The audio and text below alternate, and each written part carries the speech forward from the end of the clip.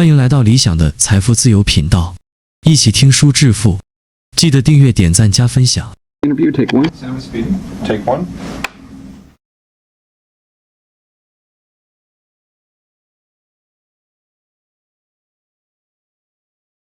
When I went back in 1959 to wind up my father's law practice, mutual friends introduced us.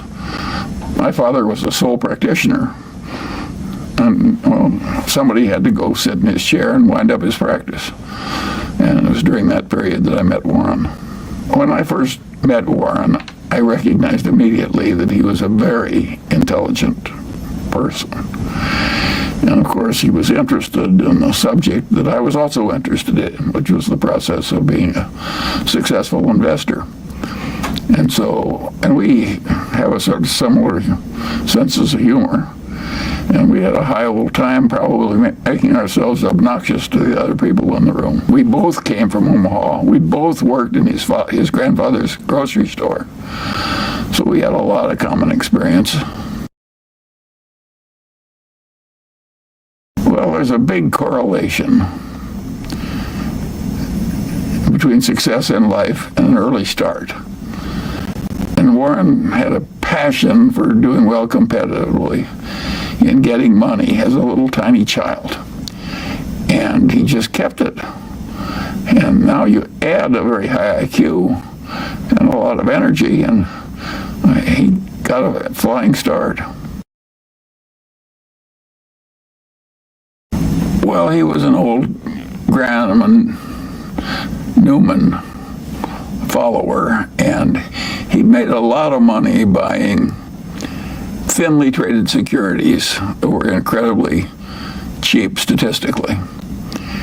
And with small amounts of money, which is what he's working with, he could find enough of those to earn pretty high returns on capital year after year after year.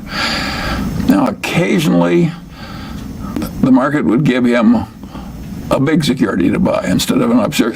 And the first one I remember of that kind was American Express, when the salad oil swindle pretty well clobbered that stock for a while. Warren went around, did a lot of research, and decided that it was a minor blip. The market was wrong and he was right. So he bought a big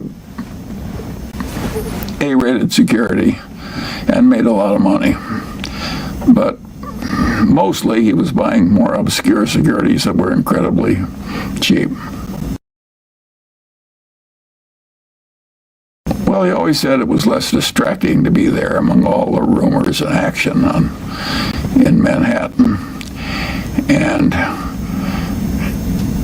I would say he was making most of his money in a very solitary fashion, just by sifting a lot of data and thinking a lot. And he could do that as well in Omaha as he could in Wall Street, in fact, better.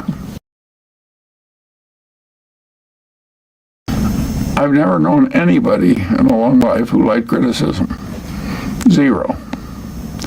So I'm sure Warren didn't like criticism. He taught a course on investments at the University of Omaha. And in that course, he criticized certain common practice in the over-the-counter securities market, where securities firm often met an old lady in church and then sold her stock in a utility with a 5% markup that was sort of hidden. And Warren thought, well, that was dirty and cheating and inelegant. And of course, when he talked that way in his university course, some of the people that were doing it hated him. And so he got private criticism. People tried to keep him out of clubs and stuff like that. If he'd bought it in his partnership, which he owed more of, he would have made a lot more money. And as it worked out, he made billions and billions of dollars for a bunch of people he didn't even know. But I don't think he can call it a mistake in that sense. But I don't think he regrets it. It's given him a public platform. It's enabled him to, in effect, teach what he wants to teach. No, I think if you offered him to live his life over and said you can go back and buy National Indemnity in your partnership instead of in Berkshire, I don't think he'd do it. One of the reasons Warren's successful is he's brutal in appraising his own past. He wants to identify misthinkings and avoid them in the future. And in a narrow financial sense, that was misthinking.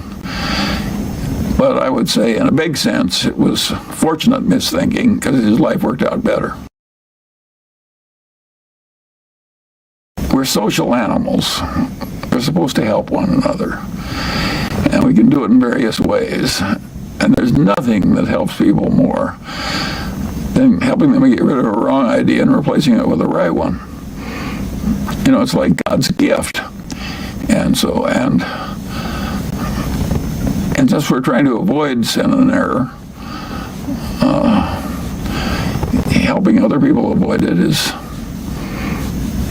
it's a useful thing to do. I think the sort of solid Middle Western, unpretentious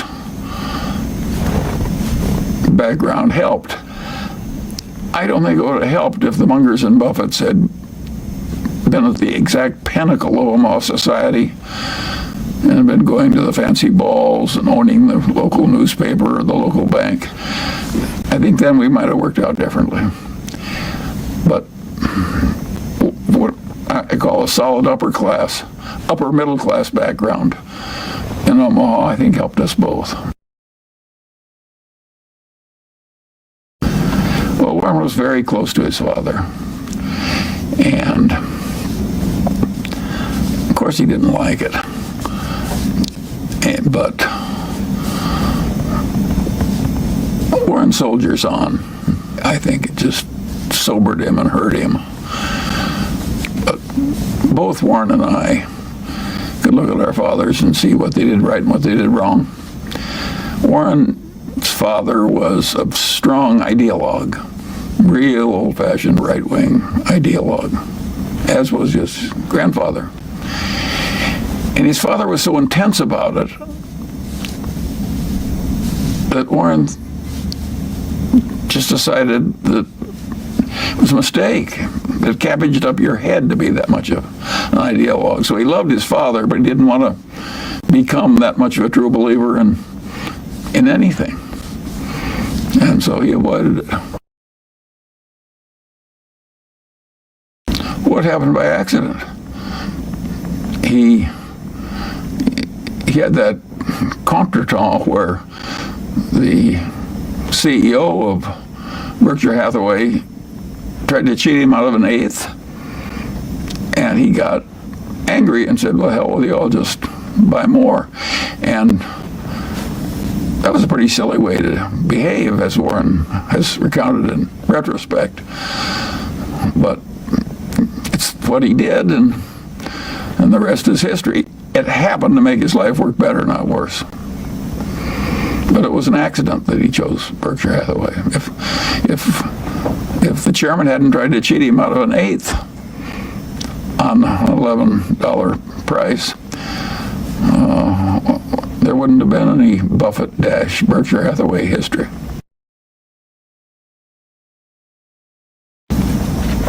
Well, he'd made so much money for so long doing what he'd been taught by Ben Graham, which is to buy these very cheap stocks. And if they were cheap enough, he didn't care if it was a lousy company and a lousy management. He knew he was going to make money anyway just because of the cheapness. And I always knew that would be self-limiting, that would only be available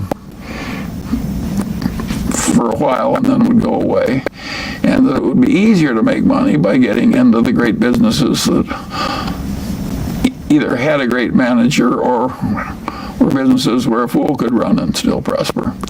And so I don't think I did anything but maybe cause Warren to go where he was going to go anyway a little faster. I don't think I changed him. I think he would have been there anyway. There was more potential for the long pull in getting in the good companies. We both wanted them cheap, but cheap good companies was the field that we shifted to. And of course that was really important when we started to buy whole companies. We never had an argument. We just kind of roll with it easily. We never had a fight. But suppose Warren doesn't want to do something that I would have done. And suppose that happens 4 times over 40 years or something. What the hell difference does it make to me? Why should I fuss over that? And also, suppose one of us makes a mistake that the other wouldn't have made. And that happens 4 or 5 times. Why should anybody care? Net, the record is working out fine. Yeah, we believe you. You should go at life with a certain amount of equanimity and rationality. He made millions and millions of dollars value investing in lousy companies that he bought very cheaply. Besides, it's unpleasant to watch lousy companies you don't like. It's much more fun to watch somebody you like and admire succeeding than watching some jerk kind of half mismanage some company that's very cheap. It's a better life. It's a real short stuff. Even if we have a lot of money doing it, what's would bother? We found out that it wasn't. You're crazy, rich. You live one of them, you don't have to. Well, that was the most useful idea that I've ever had. Having my mindset of somebody buying in business money will and using that mindset when thinking of stocks. And neither one of us ever reported on that one. Well, I remember with more long history of buying stock below capital share, huge securities. But they were all housing companies. And CC's was a really good company. And the CEO was the best. And it's part of California, which was pretty all California. And that one brought more organization also. And had a trademark. And a good culture. And we bought that and made so much money. It just was eye-opening how important brands were. I don't think that Warren made all the money that Berkshire made Coca-Cola. It's just, he learned. He recognized Warren Buffett. His record, he just continues learning. If he hadn't kept learning from every experience, the record would not be as good. He learned from CDs and he like Coca-Cola. He really comes down our brand, borrow by something. They getting 300% per annum on investment cash. That brought your attention. The brand being very important.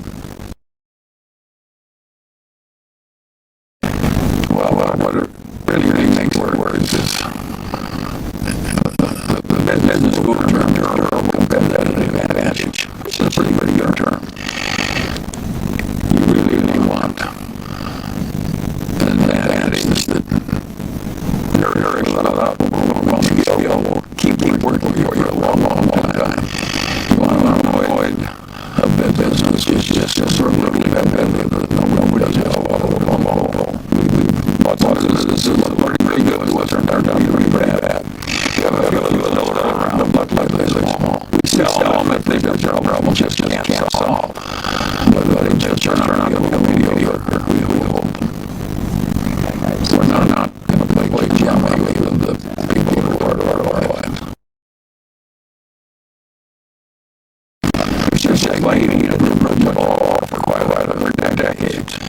We were pretty good, not really good. And then he really started working at it with somebody who was a world champion. He really like quite good now. His eye stays the same. What about what happened to the reward?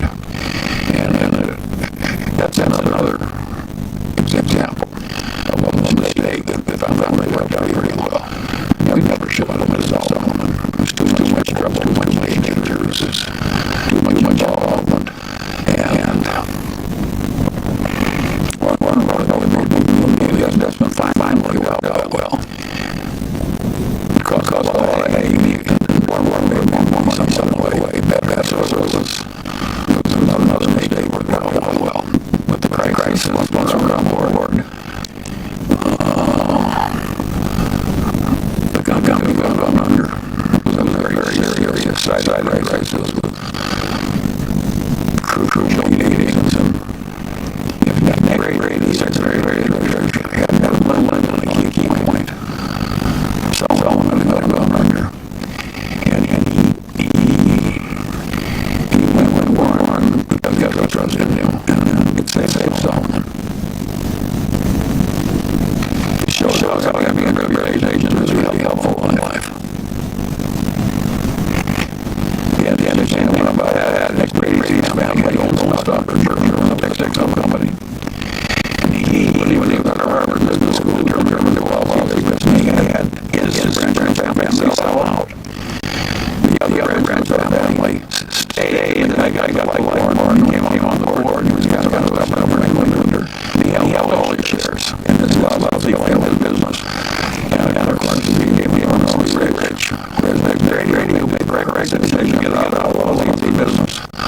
What was his relatively new lives and the business school and so on. They forged like that whole environment like that one. Don't know how the others great easy pretty well. But it was one of the great quirks of life. Well, you start with a bunch of lousy businesses. We started with ring a fair amount of cash out of those businesses. So basically we started out with cash and then ended up buying a bunch of businesses with insurance companies. And without really issuing stock to anybody from person down to hundreds of millions of dollars market cap. Nobody else has everything like that. There's some great conglomerates, General Electric, United Technologies, well. But nobody has a record like that. You're a bureaucracy. You can't change. It's just too hard. So you make me live like that way with no overhead and just people with headquarters and quick decisions are good. But they're London reviewing the Army and Navy lots of meetings and people they can't get where we are where they are. And they know that, and so they just shrug their shoulders. Something way better than I don't do it because I can't follow them. Well, I'm 100 virtually pretty much all the reflection around. The businesses he started with gone. Most of them died under him. And so he's created a virtue with nothing other than small starting money. Well, we had the 30 people in the cafeteria. And now we have this huge multi-factorial. But I can tell company, they expect meetings. It's how teaching our personality. I think it's very good for us. Remember, Warren is all here, future chief of Omaha. He likes to learn about this. He would do it all the time. No, I like Warren is his life the way he wants it. Including any annual meeting. Celebrations is part of making a group of people work well together. It's a celebration. Well, he came out of our partnership. People he knew were trusting him. A lot of him was obscure. And he had his relatives in the partnership, and they were not rich. that it's stewardship idea, and it's just, I got here to start to feel everybody else is relative. That is a very good idea. I've been able to call it extended Confucianism. It's a very good idea to extend your Confucianism. Certainly this layer of customers is so powerful. I constantly talk about it seems like we have deserved trust. It's such a simple idea. And then bureaucracy has so much discipline and evil buried in it. Even when people in the bureaucracy are not all people.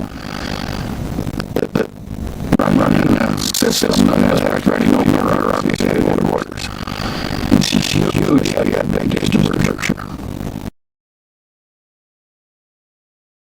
I'll tell you how you do it. You ever seen a juggler 25 bosses? How do we ever get to do that? You can't just start one bottle, two, three, you just kept waiting every single one. That's not the way we did it. Now there's a limit. Maybe the guy has to stop me like that. I don't think that's happening, but yeah, our return is slowing down. But there's still a collection of businesses that are above the quality of indexes. So it's a very respectable business, even when they can't work on that, their vessels did when we were really young. That's a source of enormous satisfaction to both of us. Well, I think our philosophy is really universal. I'm not the only way to get ahead. Because there are a lot of ways to get ahead in this scrambling world. There's no roads to get ahead. I love stating one of the goals of our coverage slew. The Pope said, one of those, if there is a God, cardinal orders is my answer for. But if not, he's done very, very well. There are a lot of people who succeed in cardinal orders. I don't want that kind of success, but a lot of people get it. We all love investment game.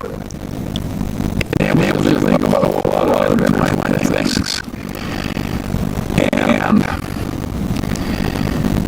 you can watch a lot of people who are fabulous good doing something for your partners. That is very pleasant. It's a lot like lightning on a football team or something. And of course, we're doing things about lightning and fishing. So we have a way of living that is both more pleasure and more achievement, and so why wouldn't we like it? Nobody wins anyone or all at in the end. You just you circle along for a while and then you lose. You like to win the bridge. You like to win the business. And it doesn't win well at all costs. He wants to win by the rules and all that. But yeah, more like that to win. Warren is so bad at it, I watch his life. You find him just like what he's not good at. When he got old enough so he couldn't play golf, he quit. And he would do the same thing to be his big skills went way down. Warren not like what he's not good at. Warren has a streak of sensitivity with people who are unfairly treated bad outcomes. It's not like spend a lot of time with such people on a one-way basis. But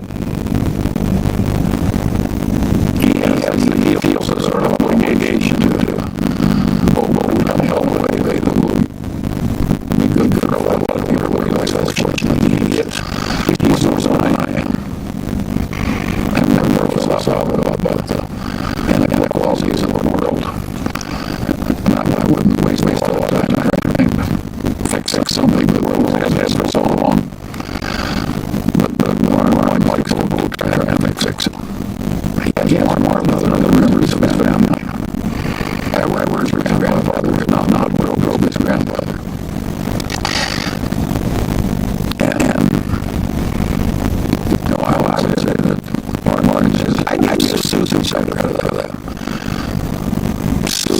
he was a wonderful mentor in those early years and did the world of good. Unconditional love and good company and loyal, all those nice things. And Susie had always said this, I give her credit for some of that one. I gotta remember one key fact. We both know that we didn't do better by having ethics. Well, do you deserve credit for doing things you know were better for you? I don't want to take much credit since I know those clearly that it helps you instead of it hurts me. So I think the people rather only know it's going to hurt them deserve credit than people like me and Warren who know all along the ethics and they help us in the end. I think partly would like it intrinsically. So I don't think it's you're doing it just it works better.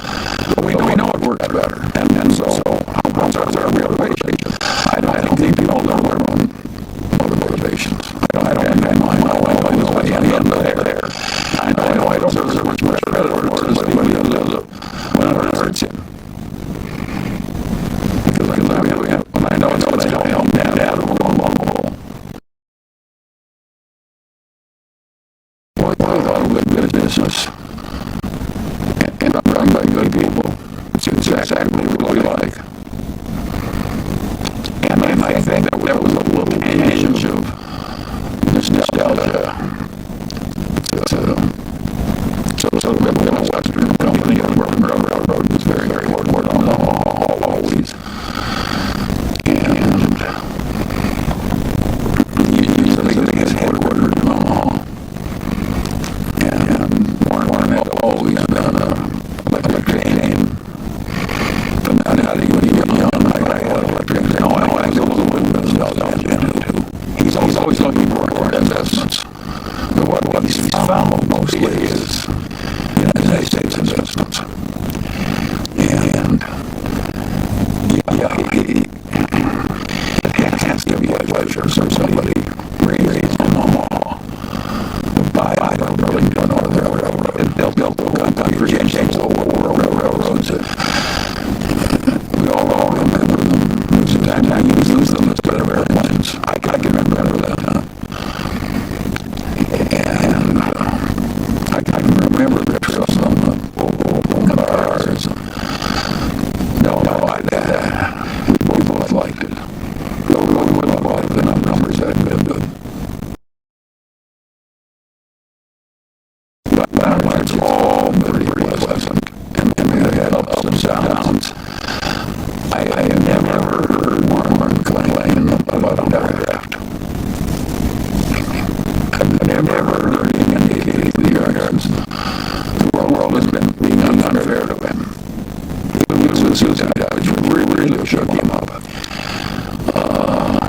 For quite a while even. He never complained. He never thought the world was being unfair to him. So we would naturally complain. Other people were just naturally put their head down and sail through it, soldier through it. Warren and I believe those soldier through it without too much fuss. I have the theory that the dumbest thing you can do is ever feel like a victim. And any politician that makes me feel like victims, I automatically dislike. Never saw any good people feeling like a victim. Even if you're a victim of a mistake. The Chinese were living in poverty. Since agriculture. In Asian, some real poverty. Hundreds of millions of them. And they worked their way out of poverty. And look at them now. How works it? We don't know ourselves. Rich just raising the minimum wage. It's just so much better to use the Chinese way. They just soldier through. And work their way out.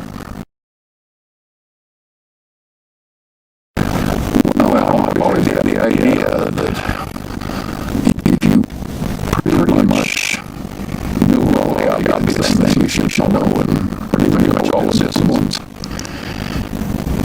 and use that knowledge routinely, and it would go crazy or irrational or going anger or something or other, that wouldn't work very well. And so naturally, I operated that way. It was my way to get ahead. I didn't specialize in that. I had all the disciplines. And that works if you're right-range investor. Like you're wrong. It's not a way for most people to get ahead. And so we were very, very lucky to have the outcomes we did. I don't think either of those deserves huge credit for what happened. We're in the right place, the right values, the right temperaments. And I'm sure we had some great risks. But yes, I was lucky again that grandfather Munger really got down to the soul to see the rationality of morality. Just the way it was put together. And so it's very easy for me to pick that idea. But even people with very minds,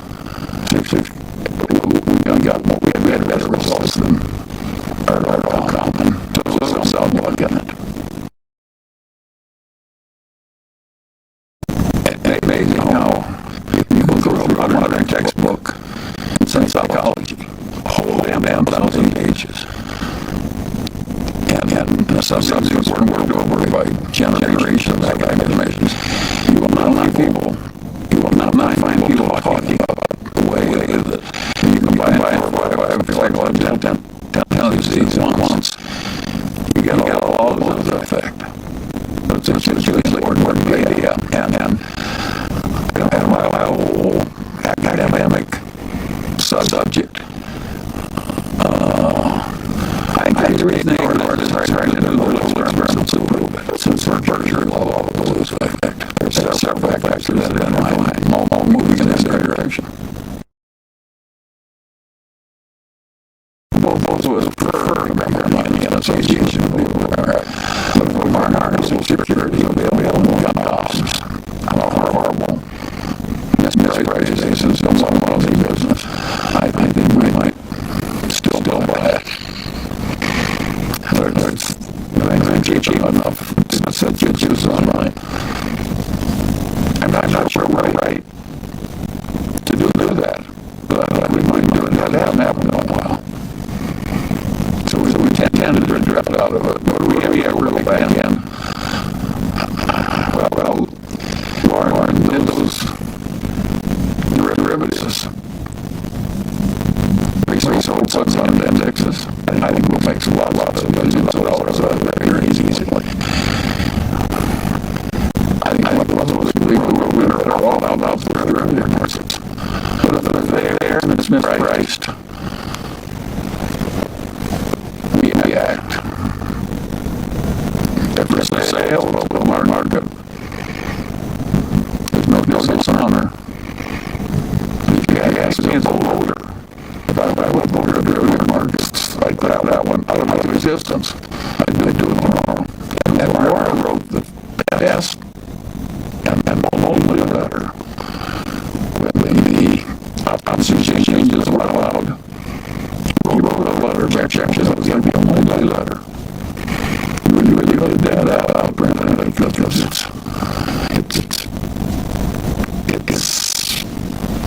was so right. It was so early, and nobody else is saying so. Anything above it, I went back and get his letter about the